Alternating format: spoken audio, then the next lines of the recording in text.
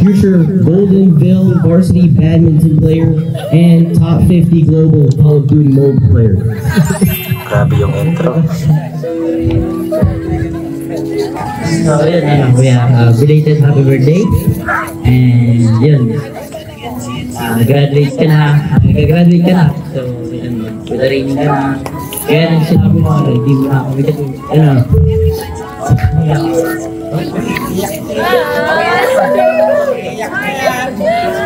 Yan, stop po muna natin. So, naiyak talaga si Luis eh. So, in this video po, just a heads up lamang is pag-uusapan po natin itong or magbabalik tayo po tayo, mag-throwback po tayo dito sa nakaraang celebration po ng birthday. At the same time, parang graduation po ito ni Kuya Steven. Parang nasa, ano po yata ito? Through 2 to 3 years ago po yata. Kung saan nga po is talagang nung nagbigay nga po ng mensahe si Luis para kay Kuya Steve niya is talagang naiyak nga po siya. Kasi alam ko po na alam nyo din na kung gaano talaga ka-close itong si Luis kay Kuya Steve niya.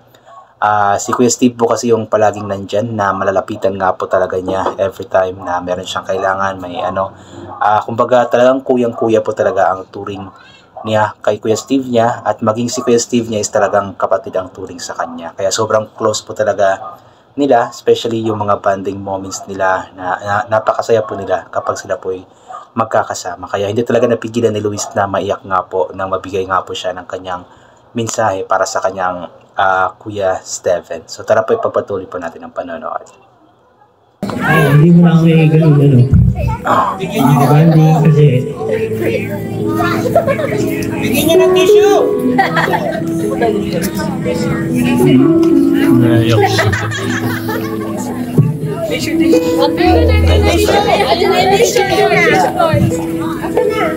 Ayun na si Jason muna.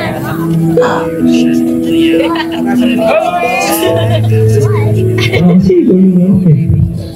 Mayroon kuya eh. Parang pinibigyan mo pagmamahal sa amin. Ano, damdam mo ang pain.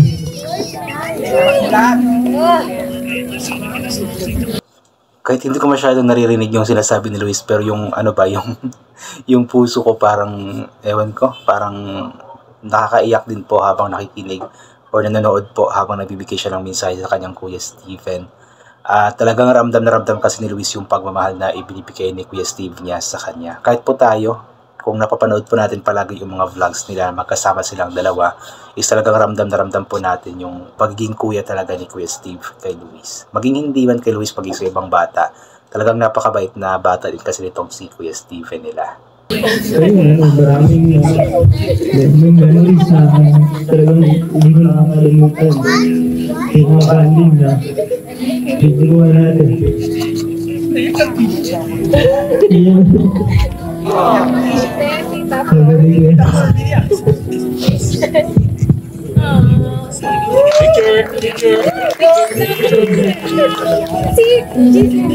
Ready? Sinesave niya muna isa. Date kayo! Date first! Ayan pa.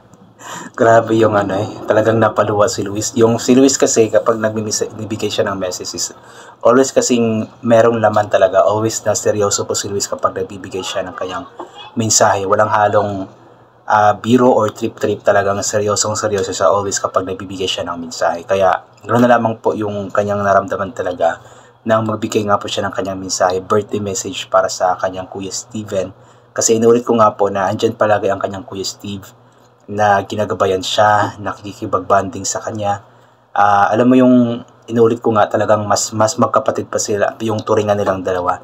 Kasi ano eh, since nakarating or dumating or napunta si Luis doon sa Manalastas Families, andyan na talaga ang kanyang Kuya Steve na palagi nga po niyang kasama simula nung 11 or 12 years old si Luis hanggang sa ngayon. Andyan pa din ang kanyang Kuya Steve na palaging sumusuporta, nagmamahal at laging nagpapakakuya sa kanya. Kaya yun, napaiyak talaga si Luis eh.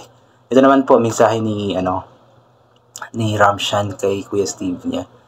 So hindi ko na po sinali dito yung yung mensahe nila Tekram at ang iba pa kasi medyo mahaba na po. Kung gusto niyo pong mapanood po yun, is puntahan niyo lamang po sa YouTube channel ni Tekram. I believe that was basta mga 2022 or 2023 po ito. Nakalimutan ko na ano ko kasi ito kagabi, na napanood ko kagabi ulit.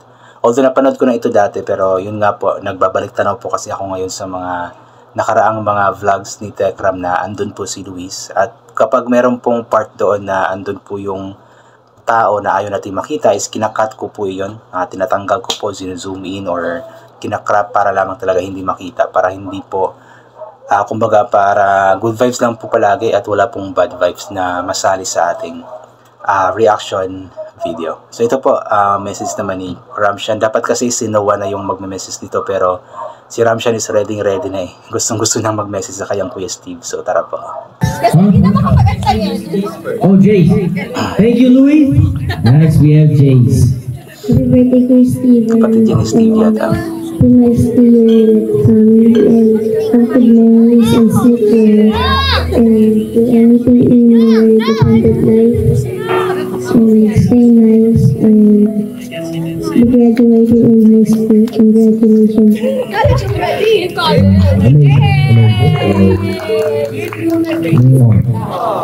Hindi ko masyado narinig yung sinabi ni Ramshan. Jason na daw.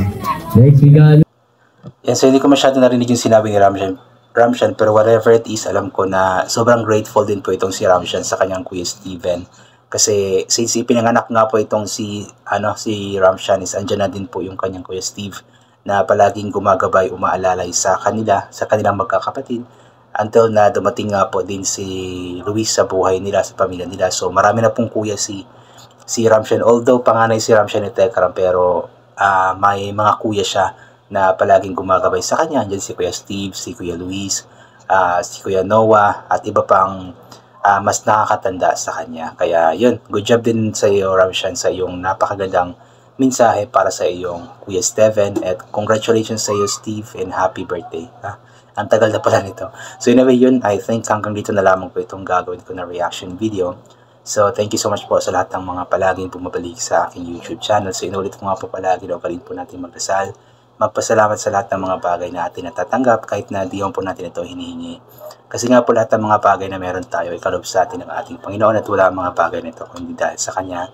And always bring pa yung kapote, sombrero, or anything na pwede maging proteksyon sa katawan kapag lalabas po tayo, nang sa ganun kapag mainit na hindi po tayo mainitan, or kapag, biglang umulan na hindi po tayo mababasa ng ulan.